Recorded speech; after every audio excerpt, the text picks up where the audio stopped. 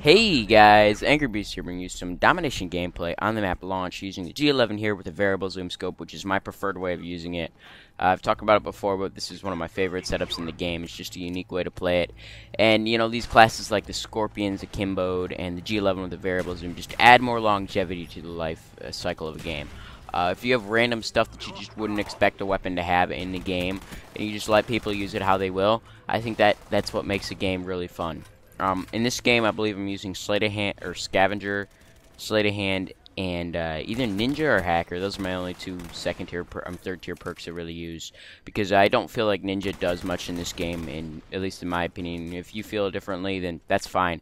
But recently, my Black Ops disc broke. I let my sisters borrow the disc to play some combat training, and it came back to me. It had a scratch on it. It was fine for a couple days, but it just finally gave out on me. So I have to get another Black Ops disc, so there's going to be a little bit of a decrease in gameplays on Black Ops from me for a little while until I can get my new disc and, yeah, and, you know, start putting some more noobs on there. So, in this game, basically what I'm trying to do is I'm just trying to get kills. So this is a ground war domination. This isn't a 6v6 like I usually play.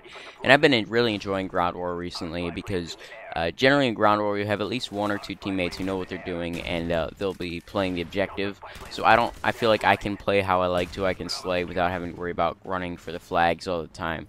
And that's always fun when you can have those lobbies where you know you can count on your teammates to have the flags, and you can just slay and protect the flags right here. Right here, I'm not camping. I just want to point that out. That's not camping, sitting behind a head glitch there and protecting the A flag. In my opinion, camping is when I'm sitting in a part of the map that is basically not a part of the action, and I'm waiting for someone to come to me. If I'm defending a flag like I am here, and I'm sitting in one spot for a while, that's to me, that's just playing defensive. That's playing smart and defending a flag. If I'm by a flag, it's more of an objective move to me. And I've had a couple of complaints in my videos with the M16 and whatnot, where they say I'm camping because I'm protecting my teammates who are capturing a flag. And I just want to say that camping really is an overused term, because I love spraying through cover while blinded, but it's an overused term because people don't really understand what it really means. Now, when using the G11, generally I would not recommend running Scavenger. I think I was running it in this gameplay simply because I was messing around, just trying to shoot a lot of people without dying. My kill streaks, I think, are rather high. I think running the spy plane, care package, and I think the attack helicopter, if I can remember right. Sorry if I got that wrong, but the number one thing that I like about the G11 is its ability to be ran without Scavenger, but it's still very effective when run with Scavenger. It just gives you that little bit of extra ammo that you can use to just constantly spray down people, and that's what makes this gun so awesome, is that it can be used in such a wide variety of roles, with a different amount of attachments and whatnot, and it can be just molded to whatever situation you put it in. It can one burst pretty well, as you can see right there, and you can use it in a defensive position, you can use it offensively with sleight of hand, and it just really meshes together with my playstyle because it supports rushing and it supports defensive playstyle, which makes it a weapon that you can use pretty much in any situation, and you won't get destroyed by a FAMAS, at least in my opinion.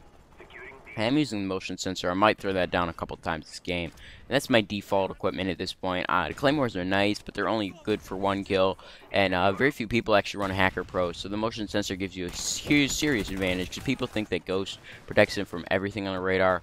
But when you run a Hacker, when you run the motion sensor, you can still find those ghosts on the minimap, which is very useful, and it's a lot better than Modern Warfare 3, where you just run Assassin and you can just literally just be invisible to everything in the game, which adds a certain amount of balance to the perk. I mean, yeah, Ghost is overused, but that does not make it overpowered in my opinion. Ghost Pro is a little bit frustrating when you pick up your chopper gunner and it's instantly shot down by a guy with a Storella, but to be honest, it really isn't too big of a deal in my opinion. Now, when using the G11, one of the things you're going to have to learn to do is not run into doorways like that, because if the enemy has a superior head glitch, or even if they don't have a superior head glitch, this gun will lose a lot of head-on-head gunfights, simply because you have to aim down sights to be effective with it really at all. It has SMG hipfire, but as it is a burst weapon, you're not going to get too many kills with the hipfire on the G11, even with its high rate of fire and pretty average damage. So, in my opinion, it's best used when it's sighted down, and that's why I like sleight of hand on over steady aim or hardened, because when you're using a variable zoom scope and any second you are aiming down sights, you're left vulnerable to enemy attacks. And I know I am using the spy plane in this game, which is probably my go-to kill streak. I mean, There isn't any other kill streak, in my opinion, that gives you the amount of information that this spy plane does, besides the Blackbird. And for being only a 3 kill streak, I think that it's not Ghost or Assassin that's overpowered. I think it's the spy plane. That's something that's always confused me, is how people say that Ghost is overpowered, Assassin's overpowered. But, you know, one of the things that I think is overpowered is actually the UAV. Think about it. For 3 kills without dying, you get the locations of every single enemy on the minimap, and that is huge. Knowing the location of everybody on the minimap is an advantage that I think no other kill streak can match. I mean, yes, you can get a lot of kills with a chopper gunner or attack dogs, but knowing where the enemy is a very critical part of Call of Duty.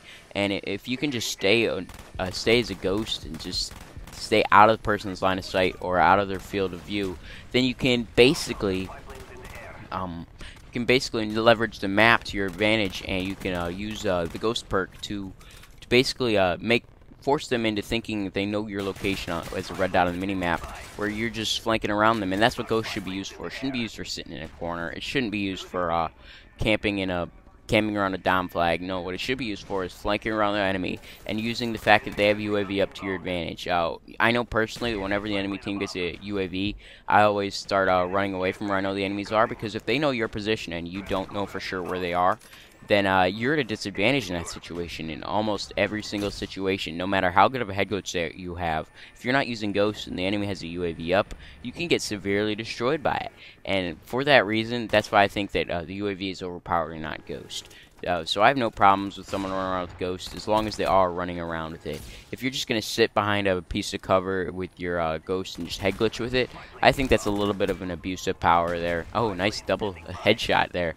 But I think it's a little bit of an abuse of power, because that's not how the perk really shines in its usage. It shines as being a flanking perk that you use. Even without a silencer, it's very effective, because just the ability to have people not know where you are in the spy plane is a huge part of Call of Duty. I mean, you see a spy plane called in 3 or 4 times a game at least.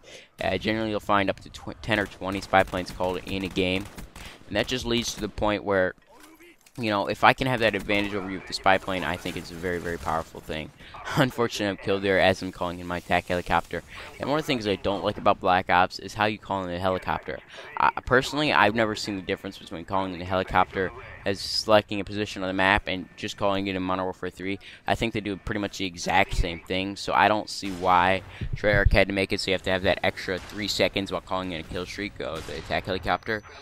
So if there's one thing I want to see in Black Ops 2, is just have the helicopter get called in like it is in Modern Warfare 2 or 3, so that I don't have to sit there for 3 seconds waiting for my helicopter screen to pop up, selecting position, and having it close back down, because that ends up to me getting killed a lot of the times. If I could just pull the right button on my D-pad, and I think that'd just be a lot better, and it'd speed up the pace of the game a little bit. I mean, it's not going to make a huge difference, because, I mean, not many people run the attack helicopter in this game, simply for that reason. I mean, no one wants to sit around for 3 seconds unarmed while they're trying to call in a kill streak, or that really won't net them more than 3 or 4 kills. But I think the attack helicopter was pretty well balanced in this game. In the previous titles, like Modern Warfare 2, the attack helicopter really didn't do too much. It only took 1 Stinger missile to shoot down, and what happened was that we had people who would just shoot it down as soon as it entered the battlefield, and the fact that it had a less effective fire than the Harrier in that game made it less of a threat to enemies than a Harrier or whatnot would. So it might last a little bit longer, but it's not going to get you as many kills.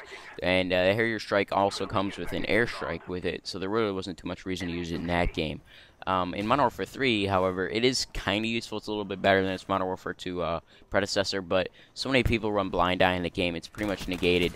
I think that the helicopter is very, very good in this game, simply because it shot like the Harrier did, albeit with a little bit less damage, and it had the ability to shoot through walls, which is huge. I mean, having a helicopter that'll shoot you through a wall is just like, wow. And the ability to have it to take 2 Stinger missiles to take down was a huge part of its effectiveness in Black Ops, and that's why I run it a lot over a Blackbird, even, because Blackbirds only help you when you're on the ground and you're killing people. And if you're having a not that good of a game, which I was struggling pretty badly the previous game. Then a Blackbird's not going to help you as much as an attack helicopter, which will get you 4 or 5 kills. Blackbird might net you 3 or 4 if you're not doing that well and you're playing defensive. But anyways, guys, I think the gameplay's winding down. Most of this game I'm protecting the B flag because I feel like on launch this is the most important spot of the map, and if you don't have the B flag, you're going to get destroyed pretty easily. It's always funny when you got people jumping from the ceilings and killing themselves constantly, which is one of the reasons why I love launch. I mean, you got people who just constantly drop into the B flag. But the game's over. It's 43-13. Hope you guys enjoyed. I'm Angry Beast, and I'm signing out. I'll catch you guys in my next video.